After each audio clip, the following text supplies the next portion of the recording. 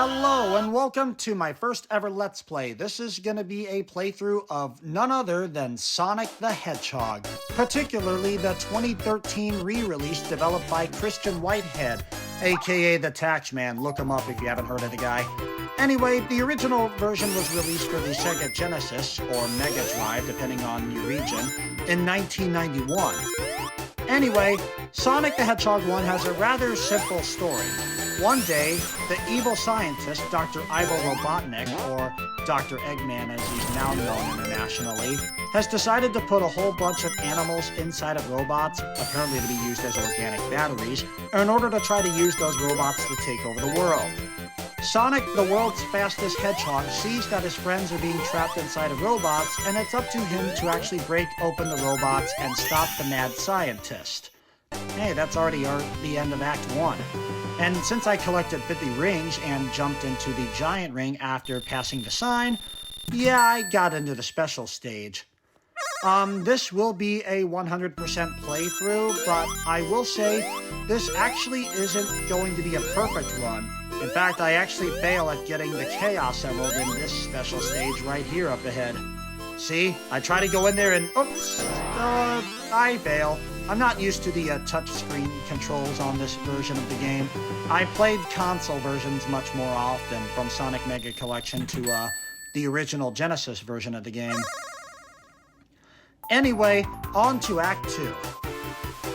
And, Spin Dash. Again, mobile re-release, not in the original Genesis version. So, I actually grew up with the Sonic franchise, my first Sonic game being Sonic Adventure, particularly Sonic Adventure DX Director's Cut, the advanced port seen on the GameCube among other consoles. I played the GameCube version.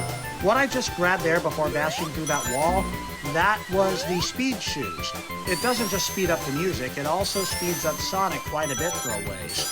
And over here is Invincibility. Yeah, you're invincible to most damage except for falling in the bottomless pits or being crushed. This is about as close as you'll get to seeing a playable Super Sonic in Sonic 1, by the way. I'll get to Super Sonic later in another playthrough. But, or talk about Super Sonic in another playthrough, I mean. But anyway, that's the end of Act 2.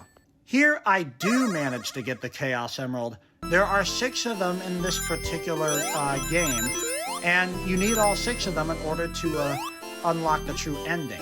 Though in subsequent sequels, most of the time, collecting all the Chaos Emeralds will actually reward you with something, like playing as the earlier mentioned Super Sonic. The R symbols there change the direction of the rotation, so basically R stands for reverse. The up and down symbols on the walls, along with the R symbols, actually change the speed up or down, as they say. And that jingle you just heard there was a continue. Collect 50 rings in order to get a continue. And you'll hear that jingle when you know that you got a continue.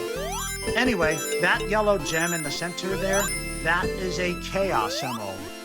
Chaos, just like my life. Anyway, it'll take a little bit to get into where the Chaos Emerald is to grab it, but yeah, collect all 6 to view the true ending. In the Sonic lore, they basically can turn one's thoughts into power, and you know, there's a whole lot of lore.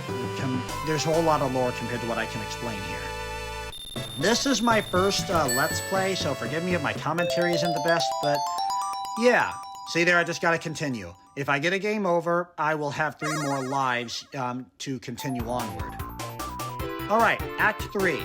I won't be able to get a Chaos Emerald here because this is where a boss fight with Dr. Eggman will appear. Dr. Eggman may have an IQ of 300, but he's known for not planning his schemes out very well. So yeah, I'm gonna break this wall the old-fashioned way. There's more to Eggman's character that I can explain later. All of the robots here are called Badniks, and they do all have names here for the most part.